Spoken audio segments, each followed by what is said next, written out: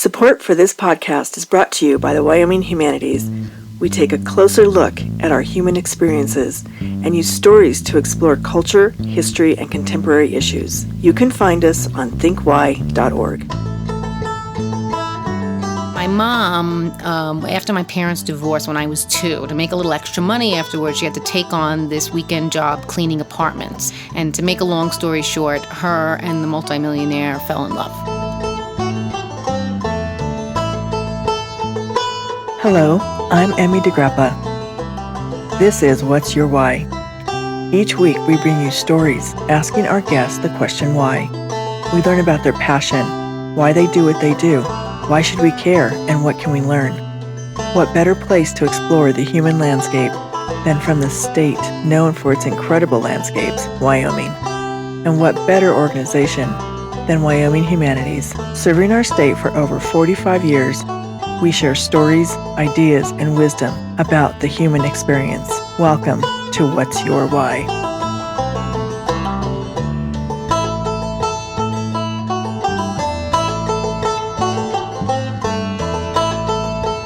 Tara Clancy is a native New Yorker and author. She is a frequent host of the Moth Mainstage live shows, a Moth GrandSLAM winner, and has told stories on the Moth Radio Hour, NPR's Snap Judgment, the Story Collider, and Risk. Welcome, Tara. Hi, how are you? It's so good to have you here. Thank you. I'm excited to be here. It's my first time in Wyoming ever. Ever? I've never been to Wyoming. And we cannot tell by your voice that you are from New York, okay? I bet. You're not a dead giveaway. Tell us how storytelling became your life work. All right. So I am born and raised in the local bar business in New York. And so when people tend to ask me that question, you're pretty good at telling stories, Tara. How'd that happen? I say, I'm born in a bar. It's like being born 7 foot tall and being able to play a little basketball. In bars, stories are everything, and it's high art.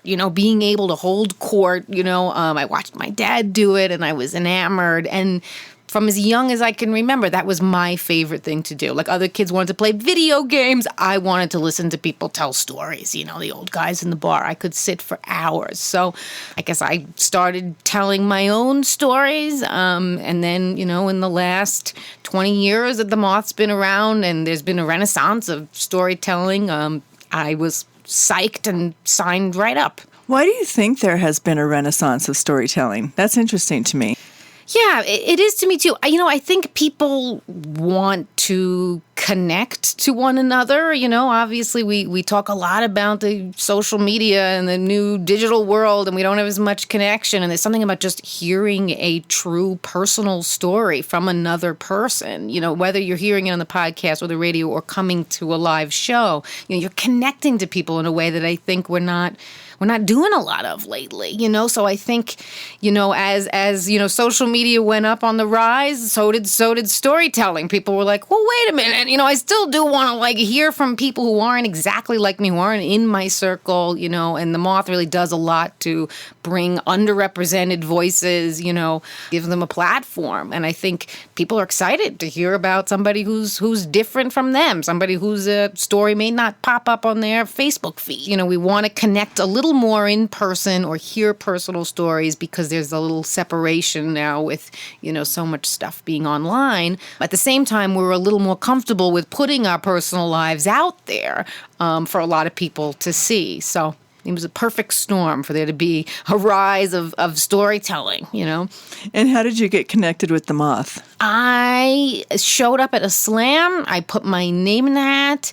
And I got picked, and that's it. And then from there, I told a few slam stories, and then I told a GrandSLAM story, and then I went to the main stage, and I told a story, and started doing that around the country. And then in the last couple of years, I became a host. Do you help people tell their story? Do you guide them through that process? Is there a process, or What do you think about that? Yes. So there is a process. I'm not the person for that. So the Moth has just some of the most amazing directors who work with folks when they come to the main stage. People at the slam level can be just anybody. We don't know anything about them and they don't know anything about us.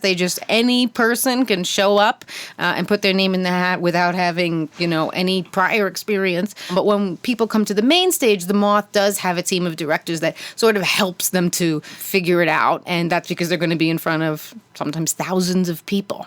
If people just show up and their number or their name gets chosen, however it happens, how do they become so popular that they get to enter into the Story Slam? Well, so just to enter into a regular Story Slam, you can be anyone. And I mean, people know to come a little prepared, right? You should have a story that's 5 minutes. It should be about 5 minutes. It's going to be off the cuff, but you want to think it through a little bit. And then you want to be on theme. That's another thing. So people come a little prepared. And then if you win a Story Slam, then you get to go to the GrandSLAM. And so then you're going to, compete against the last, 10 winners of the regular slam.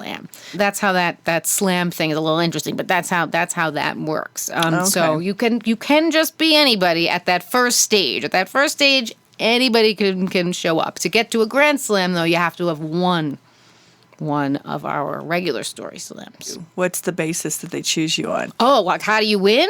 Mm-hmm. Yeah, it's like a gladiator. No, it's and again, this is meant to be a bit of fun. It was really meant to be a bit of fun. But audience teams are chosen. People volunteer to be teams in the audience.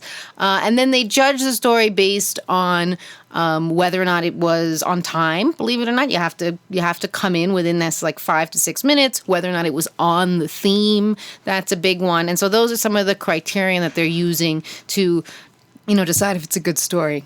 Tell me about your work as an author. Is this the first book you've written? This is the first book I've written. It's a memoir, and a lot of the stories that I told in The Moth became, the stories in my book. So I write a lot. I write about my own life, and, one of the main reasons that I did that was I sort of realized that my voice was missing, right? Like the voice of working class native New York women was kind of not there. Right, like we're all familiar with De Niro and Robert, and Scorsese, and all these sort of people that have voices from New York. They tend to be men, and I actually realized that the last book written by a native working class woman about New York that was notable was A Tree Grows in Brooklyn, which is now 74 years old. And in that entire 74 years, no one had heard from us. It's like my mother's, more than my mother's lifetime. Nobody had heard from us. And so I started,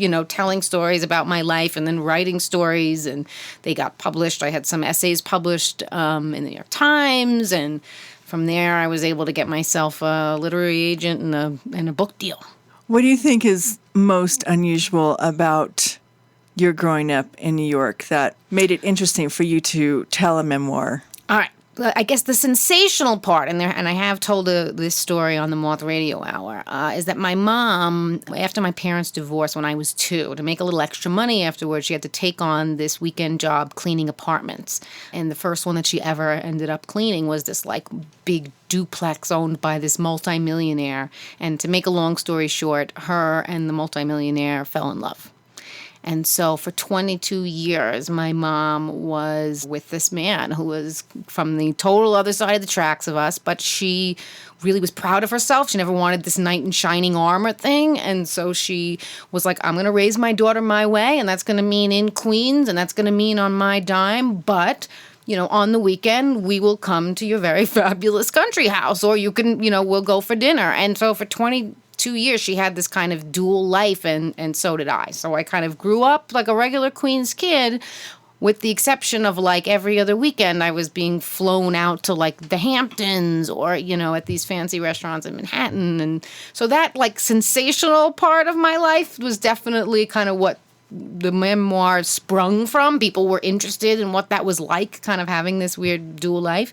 But, that's not all of what it's all about for me. A lot of it is really just a nice portrait of a lot of the women in my life. And I have this really tough, funny Italian grandma, and it was funny because I thought the story was so New York. But when my book came out, people wrote me from all over the country. They were like, this was like my family. This was like, just salt of the earth people. We don't get to read these stories, and that was amazing.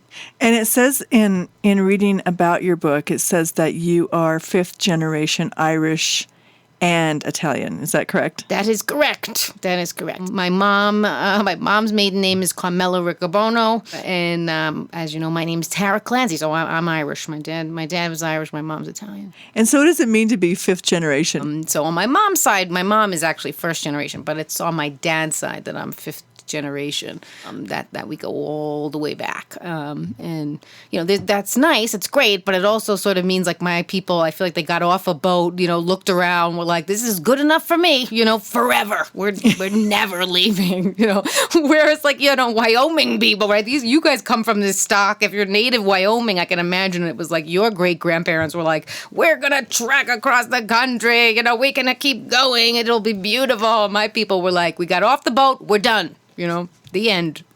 Well, that must have happened to a lot of Italians and Irish, because there's big communities in New York. Yeah. I mean, now obviously, I make some jokes. It's a little bit about money too, right? They didn't exactly have the money. They had just enough money to like get here, and then they were like, "All right, we're here, we're done." They kissed the ground, and that was it. But yeah, so there's definitely big populations of Irish, Italian people in New York, and a lot of mixes, just like me. So I grew up with a lot of other people that are also half and half like that.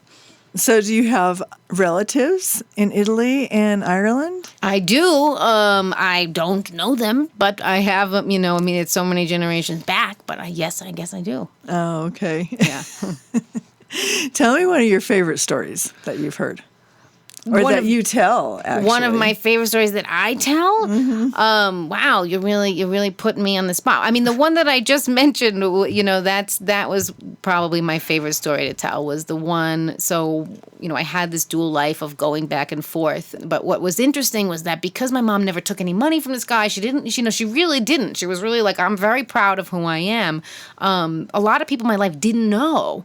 And so, my story was kind of interesting that when I was a teenager, I had some, new friends, and I would have to tell them, I would have to say, like, you might find this hard to believe, but like, I know a rich guy, and they were like, wow, but I wanted them to be, invited to his house, and I didn't want them to be nervous or like shocked or feel weird. And so I'd be like, you can come with me to his country house. I just needed to warn you, it's a little different than Queens. And so my story, one of my favorite stories that I've told on Moth, is about two of my best friends, who are still my best friends. When we were like, teenagers, we went to his like amazing country house, which had, this beautiful pool and a croquet court, like a regulation English croquet court. And I brought these like, pretty tough kids from Queens out to this house. And my mom's boyfriend's name was Mark. And what made him an amazing guy, he was super generous, is that he, beyond just like offering us his home, he loved to have these really big conversations with me. They were conversations that my mom ended up joking around and calling the moon and stars talk, because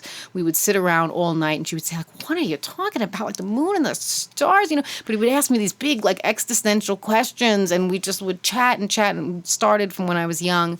And so my story is about bringing these two friends of mine, these two tough friends, out to his country house and having these big existential conversations with him. And those conversations really changed our lives, They really did. They really made us feel, like there was more to us than we knew, that the world was bigger than we had imagined, that there was options, that we were intelligent, that we weren't just these kind of rough and tumble city kids who weren't going anywhere, and they changed my life, and I know they changed some of my friends' lives too. So that's encouraging and exciting. Yeah, thanks. Good for you. Thank Good you. And good for him. And good for him. He absolutely opened my mind. I really don't know if I would be where I am without him. You know, like you said, I'm a 5th generation native New Yorker. I'm a 3rd generation bartender, and I'm a 1st generation author. You know, this was new territory in my family. I come from a lot of blue collar people. So to write a book, you know, to think your voice is important, I think he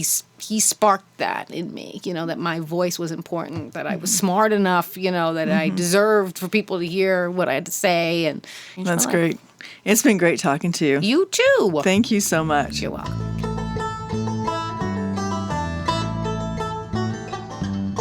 Thank you for listening. I'm Emmy DeGrappa. This Think Why podcast is brought to you by the Wyoming Humanities.